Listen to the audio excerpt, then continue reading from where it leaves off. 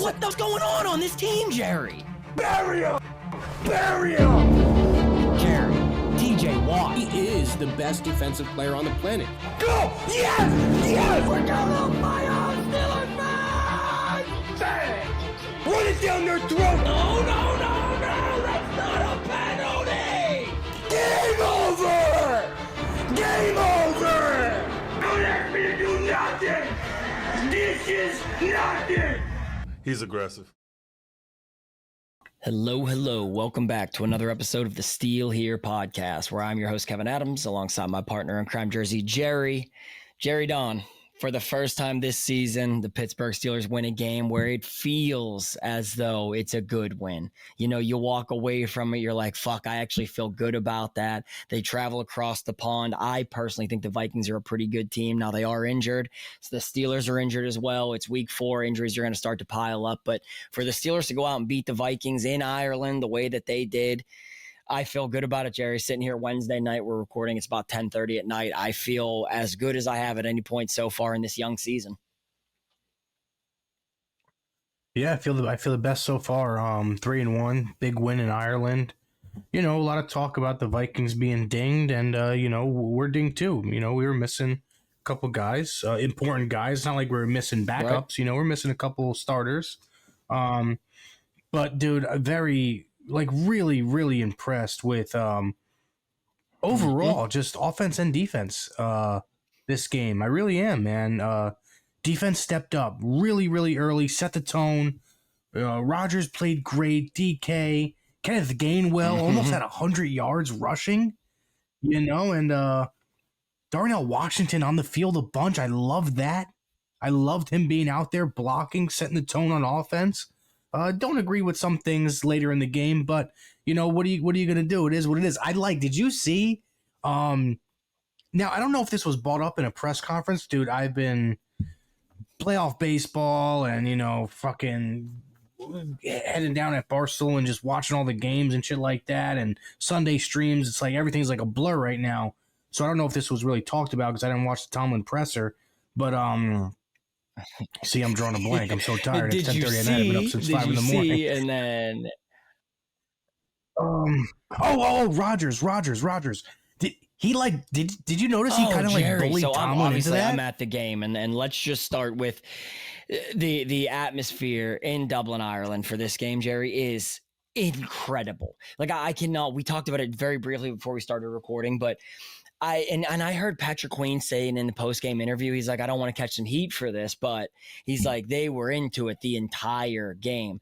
You know, the Steelers take over their normal PA announcer, so it felt just like a home game. Steelers get announced. They announced their players. It was the defense that got announced, you know, so it felt exactly like it would feel from like the calls, the music that they played, the PA, except the fans were into it the entire time. And so we sat on the Steelers sideline. And that's the one thing that you notice whenever it was late in the game and you see, you know, it's short, it's 4th and goal from like the 1.5 yard line. And Rodgers is like, I mean, he's throwing him out there and they bring him off the field. Yeah. And I'm like, wow, they are going to kick the field goal, which we'll go through this, you know. I thought that honestly, you probably should have kicked the field goal in that moment, but I was not upset that they went for it because how many times have we bitched that they don't go for it? They play pussy football and they actually went for it and didn't get it. However, exactly. I was put the ball in Rodgers' Rodgers' hands if you're going to fucking do it. Like put it in his hands. Yeah. It's one fucking play from the 2 yard line. Let him go from there. But there's not going to be a bitching episode though. You know, there are some things we could harp on. That won't be one of them. You know, but yes, Jerry, Rodgers definitely is starting to have some input on this fucking offense and on this football team. And it's exciting because I thought Rodgers could be one of the stories of the game. I thought he played great. I thought he played sharp. He was hitting over the middle of the field. The guy's running, Jerry. He's running for first downs.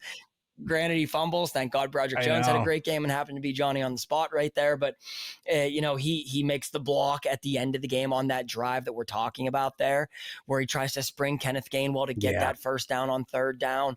You know, it's Rodgers, I thought, played phenomenal, but you can see he's starting to feel even more comfortable in there than he has felt so far, because he's realizing that he is the Steelers offense. He is a big part of the Steelers team. So for him to push back on Tomlin, how many years have we begged for it, Jerry? I fucking loved it. Yeah. I loved it, even though it didn't work out. And another thing is too, like we said it from the jump. It's gonna take this team 6, 7, 8 weeks, especially this offense, with the addition of Jonnu, coming in, DK, Rodgers, Kenneth Gainwell. It's going to take them, 6, 7 weeks to really start to catch their groove. And I think you're starting to see it a little bit more, hopefully after the bye, we come out hot against the Browns. But another thing is, like, not a lot of people are talking about, Rodgers just looks happy. Like, he looks like he's just having fun. And honestly, like, a bunch of us Steelers fans, we didn't really know what to expect. I'm super grateful that he's a Steelers quarterback, because he's having fun. He's making plays. He's not bitching and moaning. You know what I mean? I think he just got a bad rap for a long time, which is, I don't know why, because players always said they love to play with him. I mean, you've seen it after the game with, Aaron Jones and him, linking up, and how much they appreciate one another, love one another. Rodgers was looking for him and stuff like that. Players love to play for Rodgers, man. You could just see it. So I don't care about all this media shit and bullshit behind him. He looks so happy. He's having fun. Him and DK are starting to get that connection, Jerry, man. Special that play. stuff. So I sat on Steelers sideline, probably about 10-yard line, right by the goal line, the side that DK scores on. So I don't get to see him rip that smelling salt, throw it down, fucking throw the dart. I didn't see the smelling salt until after. I must have watched that replay. There's no bullshit, at least 500 times. Like, just hits that smelling salt, drops it, rips a fucking dart right up the middle of the field. And that is something that I want to discuss, because what had we said the last 2 weeks? In week 1, they threw the ball over the middle of the field. We didn't see it week 2. We didn't really see it week 3. And then in week 4, they're feeding DK Metcalf early. They made it a point early in the game from the first drive, the first series. We're going to try and force the ball to DK Metcalf. Yep. We're going to force feed him, get him going early. That's our $30 million man. Let's give him the ball early and often. And it paid dividends. You get that fucking big guy the ball in space, Jerry. It's almost unfair to be 230 pounds, run a 4.3. Like, what are you going to do? You're not stopping that guy. Yeah. Jerry, it looks like he's angry at the ground when he's running. You just can't. Yeah, you can't stop it, man. And you know what I like too? He's chippy, man. He is so chippy with blocking too. He's physical. Dude, throwing he's up the dog, L, bro. throwing up the L, talking shit to them in the game. Oh, yeah, I seen that. Yeah. They had a fire. Oh yeah, and it was early. He threw up the L early too. At the time. Like, that's him cocky. I love it. I think that was honestly, Jerry, the most complete team game that they've had so far, where you can walk away saying, like, the offense did what the offense had to do. And that's, before the game, you're texting me, no Jaylen Warren, we're fucked. And I think most Steelers fans would have agreed. You lose your at that point, your most impactful offensive player going into that game. We're worried. It's going to be Brian Flores defense. How's the Steelers going to look? And I would say that we dominated them, and a lot of it comes back to the offensive line had their best game of the season. So when the offensive line is going to give Aaron Rodgers legitimate time, and they opened up lanes in the run game, and you can attribute that. They tried to do some different shit, Jerry. They brought in Spencer Anderson, put him, tackle eligible, beside Broderick Jones on the left side. And it was, you dominated. You dominated the run game. And Darnell too. Darnell played a bunch. He played. Oh, did you see? Yeah. I seen that stat today earlier on Twitter too. I think they're undefeated when he plays, and he played the most snaps of any tight end that the Steelers had on the roster. He played the most snaps. The Steelers are like 6-0 anytime he plays this many snaps. 6-0 record when Darnell Washington plays over 40 snaps. 125.1 rushing yards per game, 7 rushing touchdowns. They're outscoring their opponents 149-110, and they're 2-0 against the Ravens in that stretch. The only real concern I have when you have those types of things is, where the hell is Pat Freiermuth? Yeah, I don't know, dude. Like, I don't. Did they get mad at him at the missed block? I don't know, Jerry. That was, I don't know. He's just. I thought this was going to be a really big year for him, man. I really One did. target. You know, we went out, we paid him, he got his bag. I know, that's the thing, dude. I don't listen. We got a lot of weapons on offense, you know, and there's a lot of different guys that can make plays. But going into the year, I thought he was like one of the guys where I was like, okay, this is when he's gonna because we know he could play football. He's a good player. He ain't no flim flam garbage player. Right. We've seen him play. We know he could play. I thought his was his breakout. That's what's wild to me. He's had one target in 2 games. He has like a 6-yard catch in 2 games, and you paid the guy, you know, 11, 12, 13 million dollars, something like that. He's getting a year. And so I'm not mad at it. I'm not mad the Steelers dominated. You know, it's just interesting that even Jonnu, it didn't have that many snaps. I think Jonnu Smith had like 14 snaps or something like that. It wasn't a high number. Now, granted, a lot of it I think might be dictated based on how the gameplay goes and things of that nature. But, you know, it doesn't bother me because we have long said, just put Darnell Washington out there. No, and he doesn't lose a block. Yeah. No. I never seen him get beat one time, Kevin. He's I swear. Fucking Never monster. once. But when you stack the left side of that line with, you know, Calvin Anderson, who we had said, you know, when we were talking to Trey in last week's episode, is that guy going to be the guy who comes in and plays left tackle if Roger can't get it going? But Jerry, I think, you know, we got to, when we ride these guys, and we've long said, we ride these guys into the fucking ground. Sometimes we got to lift them back up when they play well. Broderick Jones had the best game of his career as a Pittsburgh Steeler. He fucking played like everything you would think you would be getting out of your first round left tackle. He finally showed us. And I tweeted, I'm like, maybe we bullied this fucking guy into greatness because he played exactly like what you would expect. Yeah. They spring that touchdown, the second touchdown to go up 14-3, and he's walking off the field and he is fired the fuck up. I mean, the energy, I don't know if you can see these things when you're watching the broadcast. He's coming off the field, Jerry. He's losing his mind to the sideline, like really fucking hyping it up. They played with more energy and intensity than I thought that they would, given that we were worried about how's jet lag look. And, you know, we knew they were out drinking some pints of Guinness on Friday night. Skylar Thompson finds himself in a sticky situation. We know the boys were out doing some things. That's the weirdest thing. At 2:30 in the morning. I wouldn't be surprised. You get up at like an Irish strip club or something. Everyone's like, you know, how did he get jumped? The interesting part is no charges were filed. You know, minor bumps and bruises. What the hell is Skylar Thompson doing out at 2:30 at night in an area that they say is not the safest to be in at that point in the time? Who knows, bro? Who knows? Glad he's all right though. It was a great game, Jerry. It really was. And the only negatives to it are maybe the injuries. You're going to lose Calvin Austin for a little stretch here. It looks like Jalen Ramsey gets dinged. You're like, he throws his helmet. He's hurt. We should talk about that, Kev. Because I don't know what do you think they're gonna go and get some? I mean, I know it's not like we lost DK Metcalf. I'm not saying but that's pretty impactful. I mean, Roman Wilson has rarely been on the field. What are they going to do? I don't know. Ben Skowronek? I know they love Ben Skowronek. I just don't know how much they love Ben Skowronek in the passing game. I do fucking love Ben Skowronek's game, and he's another unsung hero of that football game because he does everything they ask him to do. I mean, he literally does everything, and he does it well. He does. He never says anything, you know, negative about it. As a matter of fact, he has a quote today that I want to read that I think it epitomizes what the Pittsburgh Steelers should be and who they used to be back when it was Hines Ward running shit. His exact quote is, "I don't care how many catches I have. If we win, I'm happy. I know what I can bring to the offense, but there are more ways to impact the game than just catching passes." That is the mindset you're going to have out of your wide receiver 4 or 5 or so, wherever you find him to be on your depth chart.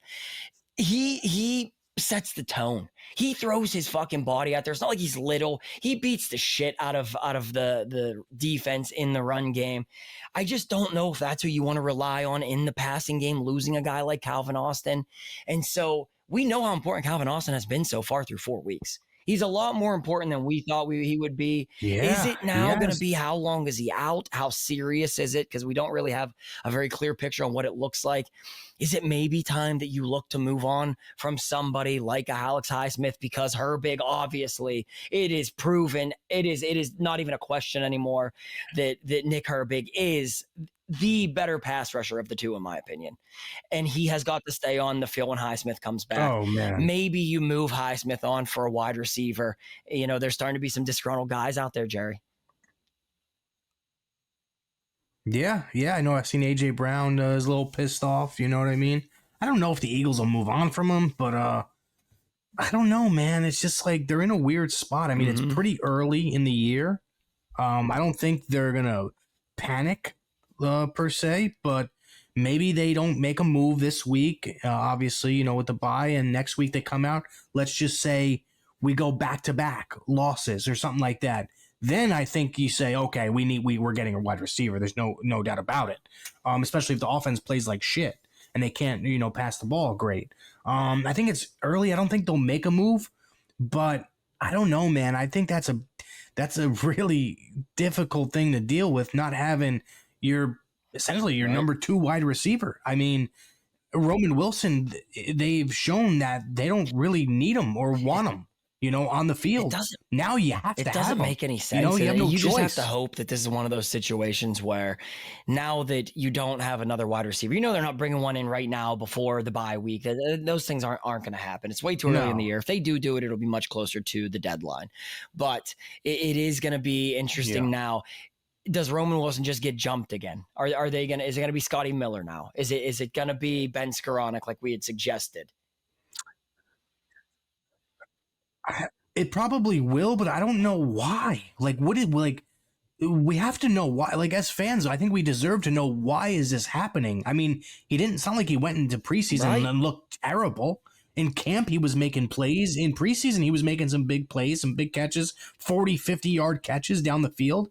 I mean, Rodgers has talked highly of him. So I don't know what the problem is. Like, why aren't they using him more? You know what I mean? They're going to need to. They're going to need to because, listen, we love Ben Skowronek. Yes, he had a touchdown earlier in the year. That was awesome. Wide open. That was great. I don't know if he's a true number. He's not a true number 2 wide receiver. Definitely not a true number 2, and that's not a slight to him. He plays his role exactly the way that he's supposed to play his role. It's just, I agree with you. My fear now, especially, is you just got DK going, and we're going to come out of the bye week, and we're going to play a Browns team who's not a very good football team in all reality, but their defense is pretty damn good. And it's going to be a tighter game. They're going to want to get after Rodgers. Are they going to just try and scheme DK out of it and then say, all right, beat us with the running game, and then whatever else you have left after that? Because even though we have all these high-profile tight ends that we discussed, Freiermuth, Jonnu, it's still, like we just said, Darnell's getting more of the reps, and that's because they want to be a run-first team. If the run first isn't there, and the Browns have the ability to take the running game out of the equation, who are you going to throw the ball to if you can double DK Metcalf then? You don't have anyone that you really fear if it's not going to be Roman Wilson. If it's not going to be Roman Wilson and Calvin Austin is hurt, who the fuck are the Steelers going to worry about as being a deep threat and teams have to fear? Yeah, there is. I mean, Scotty Miller, that's your deep threat. You know what I mean? And listen, I love Scotty Miller. I don't think he's the best deep threat, we have, so I think they're in a weird spot, dude. They're going to have to think things over at the bye week. I think the bye came at a pretty good time this year. I think it did. I know it's early in the year, but guys are dinged up. Our defensive players are dinged up. Jalen Ramsey, is he gonna be, because I know he tried to get back into the game and he looked texting terrible. Jerry, I'm like, he has his helmet, and Jerry's like, no, he threw his helmet, he's on the sidelines. I'm like, he's walking back into the game, he's okay. And Jerry's like, Kev, he could barely move out there. And then he plays a couple of snaps, and he comes back out of the game. And so we find out it is the hamstring, which sucks, because the funny part early in the game is you think that he has that fucking touchdown on that scoop and score, which that has to be one of the absolute dumbest rules in football. The guy has no possession of the ball. Just because he's out of bounds and touching the ball doesn't mean the ball should be out of bounds. The ball's in play. I thought that the Steelers should have gotten it. And that's not just a homer like, oh, we wanted the Steelers to score there. I think it's just a stupid fucking roll, personally. But as he's running in, he fakes the hamstring injury and then drops it right into a gritty, taunting a little bit of Justin Jefferson on the other side of the ball. But and then later in the game, he actually does hurt the hamstring. That hurts, because when you finally get DeShawn Elliott back, you can finally see kind of the clearer picture. The only person you're really missing then is Joey Porter Jr. Oh, yeah. Because, well, you're going to get Joey Porter Jr. back after the bye. I'm pretty confident in saying that. DeShawn Elliott, Jerry. I honestly almost forgot how fucking good he is and how impactful he is to the Steelers defense. And we've been shitting on the Steelers defense for a couple of weeks now. And maybe it is something as simple as DeShawn Elliott is the fucking most vital cog on the back end of that defense. And I didn't know that we would say that until we saw it without him. And then you see it with him. But Jerry, they blitzed him on 20. I want to say the Steelers blitzed Elliott 20 times against Minnesota, 25% of his defensive snaps. They moved him all over the defensive formation. He had 6 tackles, a pick, a forced fumble, a sack, 1 tackle for loss, 2 quarterback hits, and 2 pass deflect.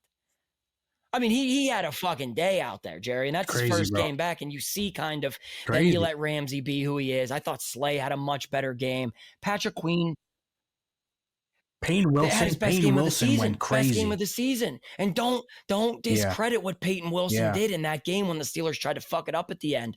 When he runs down Jordan Addison, 60 yards downfield. That's all heart. And it burned another minute of clock because it forced them to have to get it on that then either 3rd and goal or 4th and goal, but it burned another minute of clock.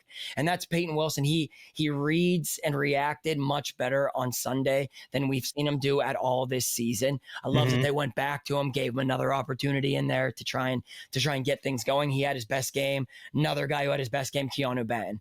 We've been harping on that guy, Jerry, and he came out and fucking played great again. Yeah, man. I think a lot of guys stepped up. It looked really good. It looked like, we talked about it this episode. It seems like 4 or 5 guys had like the best game of their career that we've seen them play as Steelers, So, I mean, that's trending in the right direction. Great, man. Trending in the right direction. Dude, exactly. And they're still missing. It's not like we're full health. We're still missing our number 2 pass rusher. We're still missing our starting cornerback. You know what I mean? We're missing pieces. We missed our starting running back. I mean, it's not like we're at full health and played that great. We're missing 3 like really important players. But as far as Nick Herbig, man, I mean, dude, he is just. I mean, we've been saying it. Listen, we've been saying it since his rookie year on this podcast. We had that. I had some time with TJ. A little while ago, and he straight up said he's next up, bro. He's next up. He's a dog, bro. You heard TJ say it this offseason. Nick Herbig has more moves than he does. Like, he said it. He has way more moves than me. You know what I mean? Is TJ stronger and can bull rush more? Yeah, sure. But Nick Herbig has all the tricks, man. He has all the moves. You see him with these, he's like fake bull rushing, dude, and like swimming. I mean, the fake stunts. He's a great player, and he's so fun to just sit back and just watch 51, dude. Just watch him throughout the game. He makes so many big plays, and he just has an unlimited. So his motor is like, crazy. His crazy. rush is so fucking fast. If that tackle is even a hair slow off the line, he's already in the backfield, and he causes so much havoc. He's a big part of the reason the Steelers had 7 sacks on Sunday. And Jerry, we've said move TJ around, or we talked about it all fucking offseason. We're going to move TJ around, and they did it on Sunday. TJ comes up with the big interception when he's playing pretty much in the middle of the defense on that play, and what they did, what I finally loved that they did when they did move TJ, they stunted. They brought the blitz from all over the place. Carson, I mean, he was in hell. Carson Wentz was in absolute fucking hell out there. Oh, They were rushing him from all over. I think a big part of that is that's only Derek Harmon's second game, Jerry, but comes back to you put Harmon where he needs to be. That then allows Keanu Benton to go where he's supposed to go. And then it allows TJ to not be doubled as much, because if you're going to double TJ, you're going to get destroyed in the middle with Harmon, or, Cam Hayward's going to win. Now you have to worry about how fast Herbig is off the other side. Imagine what it will look like when you have Herbig, Highsmith, and TJ out there, if they can figure out how to get those ones going. Patrick Queen had his best game of the season, and he's probably quietly been the Steelers' MVP MVP on defense this year. We rode his ass. You know, I didn't want to give him a lot of credit because last year I thought he just got washed so many times, but the guy is, you know, leading the league as linebackers for tackles for loss. He's playing fucking great as a collective, as a complete unit. The Steelers defense has played significantly better in week 4 than it has played at any point leading up to it. And that's why I get excited, because it's like, in week 4, all you want to see is progress. Are they getting better? Are they improving? Are the communication issues, you know, getting smaller and smaller? And are they doing different things and it's working better? All of those things, you can walk away from that game saying, holy shit, that's the Steelers defense we thought that we were going to get. Now, did they almost blow it at the end? Yes, but I would attribute that more to the way Tomlin coached the end of that game and not so much the defense, because Jerry, the defenses, we were worried. Is it just feast or famine on these takeaways? It's every week it's all over the field. And I think it starts with the pass rush. When you have quarterbacks that are so fucking worried about that pass rush getting home from so many different areas, like we're saying, they're rushing the ball. They're throwing the ball as quickly as they possibly can. And then it's I don't know if there's a team in football that forces more fumbles than the Steelers. Oh my God, it's crazy, bro. It's insane, dude. It seems like every couple of possessions, you know, there's a fumble or a pick. That's one thing they're good at, man, is to taking that fucking ball away, man. Stripping the ball, jumping up, deflecting passes.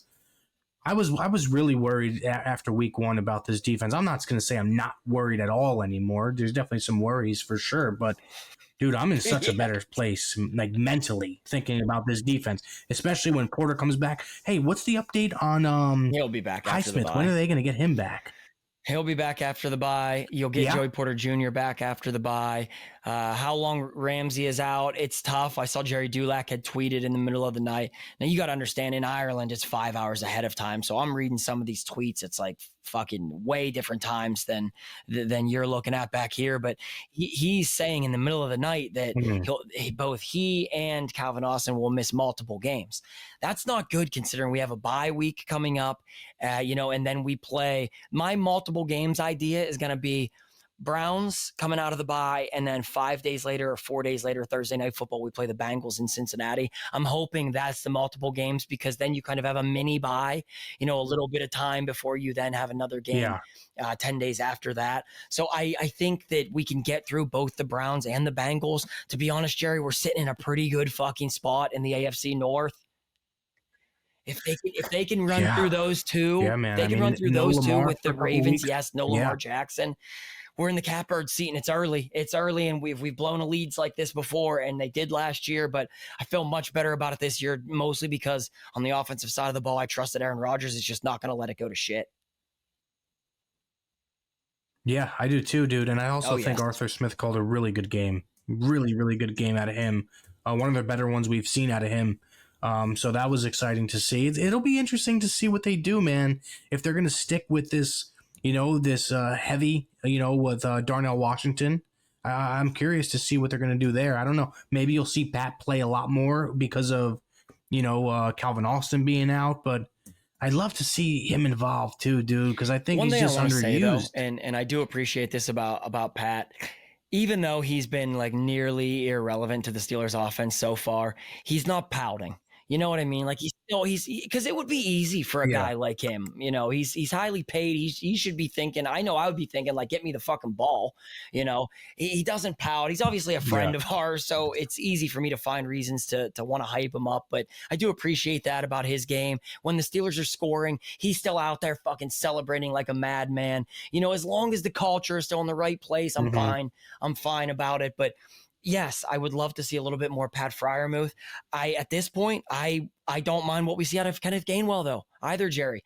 You lose Jaylen Warren, and Kenneth Gainwell does something we haven't seen since 2018, where a Pittsburgh Steelers running back has 125 yards and 2 touchdowns in the same game. He played out of his fucking mind, in my opinion.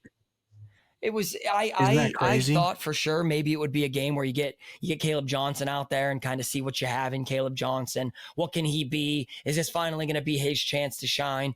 He struggled a little bit. Caleb Johnson worries me, and it's something that I want to say. It's so young though, so take this with a grain of salt. He's only in game 4 of his NFL career, which has been quite a struggle so far. But you add Kenneth Gainwell in free agency. Jaylen Warren is an undrafted running back. I don't see the value in drafting running backs high in the NFL. And I've said this for years. I just don't know what the value is unless you're getting a McCaffrey, a Bijan, a Saquon. Bijan, yeah. If you're not getting one of those talents, guys, yeah. I think that there are better options in the middle rounds than taking running backs because right, exactly. Got a receiver. Exactly. So like that, I don't want to say he's a bust, and I don't take it that way. And if this gets clipped, please, Brandon, make sure we clip it properly. I don't want to say that Caleb Johnson was a bad pick, but when you see the type of production you get out of like Kenneth Gainwell and Jaylen Warren all across the league, there are guys like that. I don't know that you should be investing heavily in running backs in those middle rounds like that. Yeah, no, I totally agree. I also think, dude, and I'm going to go back to this, depending on how this season plays out, because I don't think it's going to, I can't see it like just right now, through 4 weeks. It doesn't look like it's going to end in a total disaster like now, the Jerry. years past and last year. I got wood right here. It doesn't look like it'll end in a disaster. I could see a vision where, yes, we make the playoffs. Maybe we lose the first round, but it's very, very close. Or we win a playoff game or two. Maybe we go to the AFC Championship game. Who knows? I don't know if Rodgers is done yet. I don't know if he's made a couple comments like, even this past week, he said like, would love to be back in Ireland next year, at the end of the day. Yeah. I mean, I don't know if he's done yet, and also Kevin, can we say this?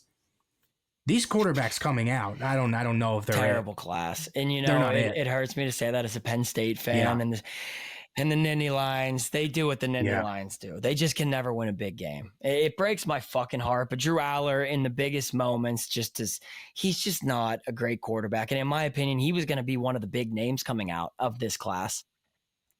It's just this class looks terrible, dude. I don't watch much college football, but I keep up with it enough to realize like, hey, it's really nowhere near what I thought it was going to be before going into the season. Now, granted, that season is young too, and all of these football is obviously you build towards the end of the season type of game. But so there's time for these things to turn around. But I agree. Going into this season, we kept talking like Rodgers 1 year and done. He walks off that field, Jerry, and he says, "Love to be back next year." And he has this shit-eating grin on his face. Yeah. And I'm like, what did he just say? Next year, would love to be back. This guy, he does this. He's calculating. Yeah. We've known. He says to get a reaction, just to get a rise out of us. But again, you said it. You were beating this drum early. You're like, Kev, what if he comes out and he plays great? Who knows? Why can we guarantee it's just a 1 year season, even if he's saying it? And even the Steelers media is starting to soften their stance on it. They're like, well, we ask him, and he's even saying, he thinks it'll be 1 year. He thinks it's just going to be 1 year instead of it's a definitive 1 year. I don't want to get crazy with it, but Jared, he looks good. I mean, he does. I don't see anything wrong with his game or his arm. Nothing, literally nothing. At one point, leading up to that DK dart over the middle, I want to say he was 6 for 6 the drive before. They score the touchdown. Kenneth Gainwell scores a touchdown, and then he fucking takes a snap at the 20. DK dart, bang, 7 for 7 with just marching them up and down the field. He's definitely still all together there. I'm going to read you a stat this will tell you how all together there he is. The highest touchdown percentages of Aaron Rodgers' career in 2020, 9.1%. That was NFL MVP. In 2011, 9% NFL MVP. In 2014, 7.3% NFL MVP. In 2025, 7.4%. I'm not saying he's the NFL MVP, Jerry, and let's not get fucking crazy, but he's having a season that is comparable with ones where he was. Yeah, dude, listen, if they can just give him a little bit of time, just give him a little bit of time, and they did that, and it shows what he can do. He can make any, and I mean any throw, there's not a throw he can't make still. And what is he, 41? He still has the same zip on the ball, He's a too. freak. It's not like he lost I his just think zip. this is one of those, like, for years, I would never want to give him credit because obviously he beat us in a Super Bowl and, broke our hearts, and he's getting older. And when he played for the Jets last year and we beat the shit out of the Jets, oh, he's washed, he sucks, he's done. You love to see those guys struggle later in their careers after they broke our hearts early. Yeah. But that you watch him play for us, and I'm trying to find reasons to think he sucks other than the mobility slightly lacking. And he doesn't look good running the ball. When he tried to pick up that first down, I'm like, No, get terrible. get down. He fumbles and he's laying on the ground. He sees Broderick get it. And he's standing there. Yeah. Or when he's standing there and he's doing the hands on the hip. And that is a play that I want to discuss because how long we've been beating that fucking drum. How long? Yeah, just put Darnell Washington behind it to beating push that drum to death. Now, I thought originally when I saw the play that it was Darnell that took the snap. Connor Hayward takes the fucking snap and you have Darnell push it and Rodgers just stand there, hands on the hip, first down. I mean, he's fucking funny. He's funny to watch play football, but circling back, I love that tush push. I think got to use it. Yeah, I was surprised though. I thought they would use Jonnu and then have Darnell push. They used Connor Hayward, which was interesting. I didn't expect Connor that. Hayward did play, running back in college for Michigan State. So I don't think it's crazy for him to get, banged around in the middle of the line there, both through the offense and the defense. It worked. It worked well. Let's say that. So I would love to see. That's the one thing that pissed me off though. Late in the game, it's fourth and fucking a dick, and they're not going for it then. And why wouldn't you run? That's when the Eagles would push that motherfucking game over. And so that's where it's like, it worked. Don't be afraid. Don't fucking live in your fears. Because what do? They punt the ball, and originally Corliss Waitman punts it through the end zone, and I'm like, what is this stupid motherfucker do? They didn't even try to pin him deep. He fucking punted it to Scotland. No. It wasn't even fucking close. And then I come to hear Danny Smith say in an interview, that was the design play. They wanted him to punt it out through the end zone. Yeah. Okay, why the fuck would you want him to punt it through the end zone? Yeah, bro, I have no idea, dude. It's crazy. I didn't get that at all. Why wouldn't you rather punt it, get it inside the 15, inside the 10? Or if you're only going to sacrifice, 20 yards, and that's what it came down to. Them punting it through the end zone was a difference of 20 fucking yards. If that's all you're going to do with that, then just fucking go for it and try and win the game right there. Exactly. And you know what I think that comes down to? You could have put that game away right there. Again, not to harp on it. I thought Tomlin botched the end of that game. I thought he botched the way that game should have been finished. And when he makes mistakes, I don't give a shit if they won the game. I'm going to continue to admit when Mike Tomlin is making mistakes, because these little reasons are why I bitch about him every single year. Because in years 17, 18, 19, this guy could coach 30 years. I feel like when the game is tight and you have to make these calculated decisions, that's when he's not good at doing it. And when you look at it, I think that the fact that they didn't get it at the goal line was him then living in his fears by not going forward again right there. Exactly. Yep. I couldn't agree more. I couldn't agree more. So, I mean, that's just something that irritates the shit out of me. But altogether, Jerry, what a fun fucking game. I mean, what a fun game. Oh, yeah. Oh, yeah. The thing is this, though, it's just like, the only negative I'll say is I thought after the first quarter, I said, this is going to be a beatdown. They are going to blow this team the fuck out. I thought they were going to hang 35 on them. And we just, as Steelers fans, maybe we just have to come to terms. They're just not going to win games like that, dude. They're just not. I love the fact that we're capable of starting games fast. And Jerry, you especially for years have said, Kev, I just want to fucking start a game 14-3, 17-3, instead of it being 17-3 on the other end, and we're trying to claw our way back. They're doing it now, Jerry. They are fucking doing it, and that's something to get excited about, though, because if you're capable of being a quick strike offense like they just did, and they've done this 2 weeks in a row now. They did it against the Patriots. They let the team back in at the end. They do it against the Vikings. They let them back in at the end. I think that they'll get that figured out. I'll say this. I would rather them be able to do it than not do it at all, because you can get it figured out. Exactly. You can't just become a quick strike team. Either you have it or you don't. And the fact that they can start games fast now, I think that the defense is starting to find their identity. I think that the offense is starting to find their identity. I would much rather us be able to do it in week 4 and know that they're going to get better towards the end. And, prior to the season, you said give us 6-7 weeks, Kev. I think they'll be a well-oiled machine. If we can get to maybe, 4-2, things can look good for us. Jerry, with the way that the Browns look, they're going to be starting Dylan Gabriel. And that'll be a second start when he plays the Steelers. We should mop that fucking turd all over the field. And then you're going to get Jake Browning on a short week. The Bengals are a dumpster fire. They're a dumpster fire. Yeah, dude. Oh yeah, it's tough to watch. I don't know how much longer they're gonna stick with Browning, bro. He's get the bad. 5-1. He's really bad. You get the fucking 5-1, and then we're thinking about can they keep it going? Can they fucking have a home playoff game? That's the big thing. They need it, Kevin. They need it this year. They need the home playoff game. Winning. They have to have it. Maybe would be 2. The nice fucking maybe part. 2. Get a 2 seed. Get a 3 seed, and hopefully something maybe goes your way. That's they're again. Yeah. They're trending in the right direction, and that's why you said it. It's good for like the mental health. Because for the first time, I'm excited about, this year, Jets games, week 1, I know it's going to look ugly. They then lose. We beat the Patriots. It looks ugly. It feels like we lost the game.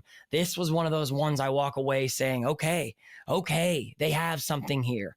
If this is who they want to be on the running side of the ball, they bullied the Vikings defense on the running side of the football. Yes. And the Vikings D-line is very good. We were worried Brian Flores without Coach Mike Tomlin, and I would say all in all, Mike Tomlin coached a great game. The Steelers had a great game plan, both defensively and offensively, minus that last 4 or 5 minutes of the football game. I thought that it was never a doubt. We wanted to blow out, but I didn't think it was ever a doubt until like that last fucking possession. Whenever it's like just a fucking field goal here, and it's going to overtime, and then anything can fucking happen then. I had fun, Jerry. Yeah. I had fun. I think something incredible about being over in Ireland. So you see Keanu Benton when he has the 2 sacks. Both of the sacks, he's doing the McGregor, walk off. I had tweeted like, man, Keanu Benton's feeling it. He does the McGregor for the second time today. Conor McGregor retweets it. The Conor McGregor retweets that tweet and then follows me. It was Jerry. I had a trip of a lifetime. It's over incredible. there. I had the fucking trip of a lifetime over there. Golf is a blast. How was the golf? Was the golf fun? The courses are beautiful. We got paired. It was me and my buddy. We got paired with a couple of Irish kids. They were 20-year-old Irish kids, and they were decent at golf. You know what's crazy? They all walk. We took a cart. They call it a buggy. We took a cart. They looked at us like we had fucking 2 heads. Everybody over there walks. And here are these fucking drunk Americans we had Coronas that are clanging around in the golf cart. The world is different in Ireland. They're incredible people. I can't speak highly enough about how they are in Ireland. They're so welcoming. I loved it. My girlfriend hated it. It's like stews. Okay, you're getting a lot of like beef stew and like it's foods that I don't think many people are accustomed to eating. I personally love it. My mother's side of the family is Irish, so like it's not anything that I'm against. You're not going to get a whole lot of American food there. Like you're not getting that type of cuisine. Incredibly the prices reasonable. like reasonable. If you go to the touristy spots, you're gonna pay. You're gonna pay for it, but you're gonna go there, and that's where a lot of the Steelers fans went to, and there were a ton of Steelers fans. It was absolutely a home game, no doubt about it. It was a home game. You're gonna pay for if you go to those spots. If you find normal pubs, a pint of Guinness is your normal standard, like $5 a beer, which is totally normal as far as that goes from a beer standpoint. I drank 1 million pints though. 1 million, Jerry. I got hammered every day that I was over there. It was a blast. I can't say it enough. There were so many Steelers fans that I ran into. Jerry, Irish Steelers fans. I do want to say this, and I want to shout them out because actual people from Ireland, Irish Steelers fans, would come up to me and they're like, and I texted you this, but they come up, they're like, hey man, like Steel here, we fucking love you guys. Like, your show gets us through the week. We fucking love it over here. Like, wish Jerry could have been here. That's great. To go to a place that is a 7-hour flight from Pittsburgh and people recognize you that are from that country and they're hyping up how much they love this show. I cannot say enough how incredibly humbling it is to have that type of engagement from these people, Jerry. They love the show. I love making the fucking show. It reinvigorates me to make this show whenever we have that type of stuff happen. Oh, dude, yeah. I mean, I'm having a lot of fun, dude. I mean, the last couple of years been doing it. This has been like a fun year, so far. I hope it stays this way. It could turn fast. I don't think it will, though. I don't think it fucking will, dude. I'm pumped, dude. I mean, I think we got this 2-year window, man. I think we got this 2-year window. I really do. I think it's a 2-year window, and let's see what fucking happens. For right now, bro, I'm worried about this year. Let's get healthy. Next week we got the Browns. I mean, we're not going to drop another. We won't drop there won't be another one this week, but we'll give you another one next week for sure. So let's fucking beat the fucking Browns, record, bro. And move the on. preview episode early in the week, though. We'll do it maybe like Tuesday or something. That way we can get it out earlier in the week. But like we had discussed, we'll continue to try and get a guest for that second preview episode. I was telling you, Mason McCormick followed me on Instagram, so we'll try and get. I know you were talking. Yeah. Will Howard, Jerry was talking to Will Howard, so we're gonna always try to have somebody that second episode. Next week, actually, we have Duck Hodges. Devlin Hodges is the guest next week. He's coming to the Terrible Tailgate. Oh, yeah. He's the guest for the tailgate of the Browns game. So he already told me he committed to doing the podcast with us. He'll be fun as shit to get on there. He's just a good old boy. So yeah, we appreciate you guys. Like, comment, subscribe, continue to share the show where you find it. We will release another episode for you here next week. Jerry, 3-1, go into the bye week. It's going to be nice to sit our asses on a couch and feel no stress on Sunday and just watch football, baby. I know. I'm fucking A. We'll see you guys here on the other side. Later, Jerry. I see you guys. We're here. We're still here. We are still here.